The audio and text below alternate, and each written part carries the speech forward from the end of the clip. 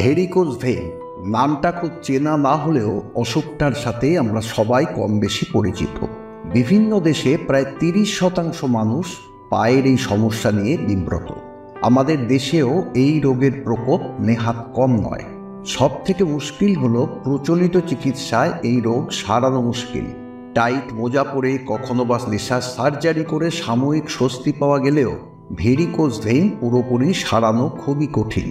বিশ্বব্যাপী লক্ষ লক্ষ লোকের ভেতর আপনি যদি এমন একজন হন যার ভেরিকোজ ভেইন সমস্যা আছে, তাহলে আজকের ভিডিওটা অবশ্যই আপনার জন্য। এবং এই ভিডিও থেকে আপনি এমন সেরা প্রাকৃতিক জিনিসের বিষয়ে জানতে পারবেন যা আপনার দীর্ঘদিনের পায়ের সমস্যা থেকে মুক্ত হতে সাহায্য করবে। এখন জেনে নেওয়া যাক ভেরিকোজ ভেইন রোগটা কী এবং কেন হয়। এই প্রসঙ্গে প্রথমেই বলতে হবে, শিরা বা ভেইন হলো আমাদের দেহে রক্ত চলাচলের কাজের একটা উল্লেখযোগ্য অংশ। আমাদের হার্ট পাম্প করে শরীরের সমস্ত অংশে বিশুদ্ধ রক্ত পাঠায়। এই রক্ত আর্টারি বা ধমনী দিয়ে দেহের প্রতিটা কোষে ছড়িয়ে পড়ে। আমাদের শরীরের সবথেকে লম্বা শিরা বা ভেইনের নাম হলো স্যাফিনাস ভেইন, যা পায়ের দিকের কার্বন ডাই অক্সাইড যুক্ত দূষিত রক্ত শুদ্ধ করার জন্য হার্টে পাঠিয়ে দেয়। রক্তের প্রবাহকে উল্টো দিকে ফিরে যেতে বাধা দেয়। দূষিত রক্ত বিশুদ্ধ হওয়ার জন্য এই স্যাফিনাস শিরা বা ভেইনের মাধ্যমে হার্টে আবার ফিরে আসে। এর জন্য অভিকর্ষ বা গ্র্যাভিটির বিরুদ্ধে কাজ করতে হয়। আর সঠিকভাবে এই কাজটা করার জন্য একটা ভালভ থাকে। বিভিন্ন কারণে এই ভালভের কাজ করার ক্ষমতা নষ্ট হয়ে গেলে সমস্যার সূত্রপাত হয়। খারাপ হওয়া ভালভের জন্য শিরার রক্ত চলাচলে সমস্যা হয়। তখনই ভেরিকোজ ভেইন রোগের জন্ম হয়। ভেরিকোজ ভেইন এমন একটা রোগ, এর ফলে যে সমস্ত উপসর্গ দেখা যায় সেগুলো হলো যাতে হাত ও পায়ের শিরা বা ভেইনগুলো গিট পাকানোর মতো ফুলে ওঠে। এই ফুলে ওঠা ভেইন পায়ের চামড়ার ঠিক নিচেই দেখা যায়। এই অবস্থায় শিরা বা ভেইনগুলো গাঢ় বেগুনি অথবা নীল রঙের হয়ে ওঠে। বেশিরভাগ ভেরিকোজ ভেইন রোগে আক্রান্ত ব্যক্তিদের ক্ষেত্রে সমস্যাটা বাইরে থেকে দেখতে অস্বাভাবিক লাগে, কিন্তু কারো কারো ক্ষেত্রে চুলকানি, ব্যথা, ফুলে ওঠা, খিঁচুনি, আক্রান্ত অংশের চামড়ার রং বদলে যাওয়া, হাঁটতে বা দাঁড়াতে অস্বস্তি ইত্যাদি সমস্যাও দেখা দিতে পারে। ভেরিকোজ ভেইনের থেকে মুক্তি পাওয়ার জন্য ভালো ভালো কিছু ব্যায়াম আছে, কিন্তু অনেকেই ব্যায়াম করতে চান না বা কোনো অসুবিধার জন্য ব্যায়াম করতে পারেন না। তাদের জন্য ভেরিকোজ ভেইনের ক্ষেত্রে সামান্য কিছু ঘরোয়া জিনিস ব্যবহার করে প্রাকৃতিকভাবে ভেরিকোজ ভেইনের সমস্যা খুব সহজেই সারিয়ে ফেলা যায়।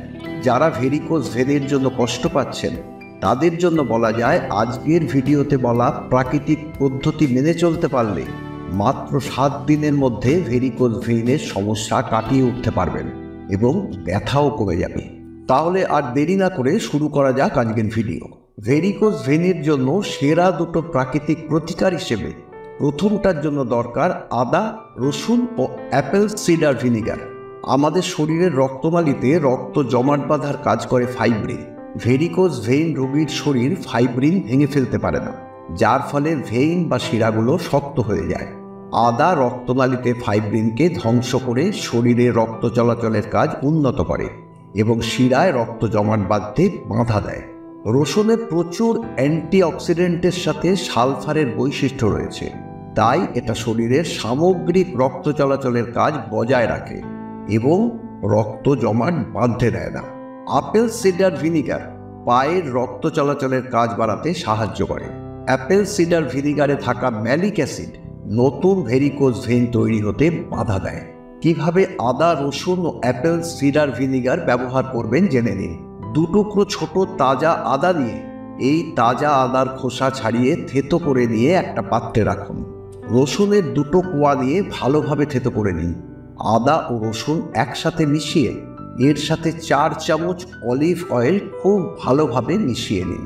মেশানো হয়ে গেলে পাত্রটা পাতলা প্লাস্টিক দিয়ে এয়ার টাইট করে সারা রাত ঢেকে রেখে দিন। পরের দিন আদা, রসুন ও অলিভ অয়েলের মিশ্রণটা পরিষ্কার কাপড় বা পরিষ্কার ছাঁকনি দিয়ে ছেঁকে দিন।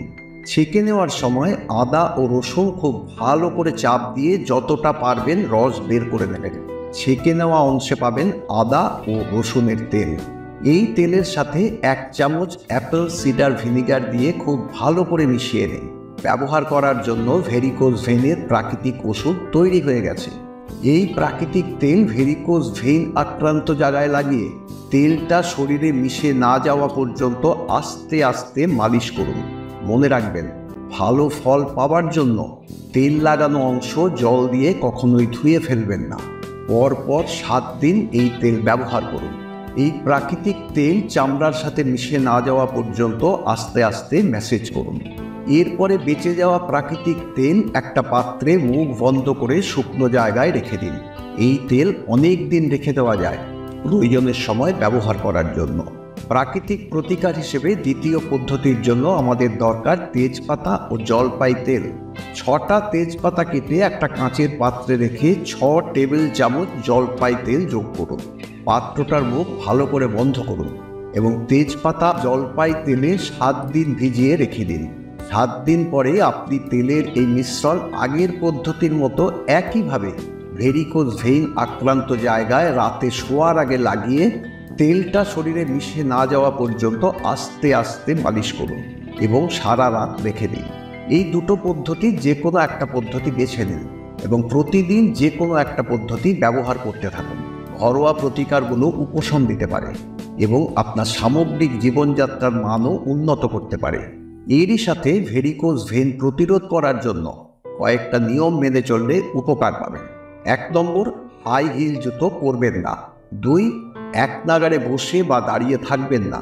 3, হাই ফাইবার থাকে এমন খাবার এবং কম নুন থাকে এমন খাবার খেতে হবে। 4, নিজের শরীরের ওজনের দিকে নজর রাখাটাও খুবই জরুরি।